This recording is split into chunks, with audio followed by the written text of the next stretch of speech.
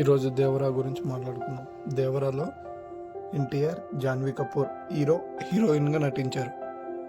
Quota Shiva director, Saif Ali Khan విలన్గా నటించారు. ఇందులో టోటల్ 4 పాటలు ఉంటాయన్నమాట. 4 పాటలలో చుట్టమల్లె అనే ఒక సాంగ్, దావూది అనేది 2వ సాంగ్. ఇందులో శేఖర్ మాస్టర్ కొరియోగ్రాఫర్ చేశాడు దావూదీకి.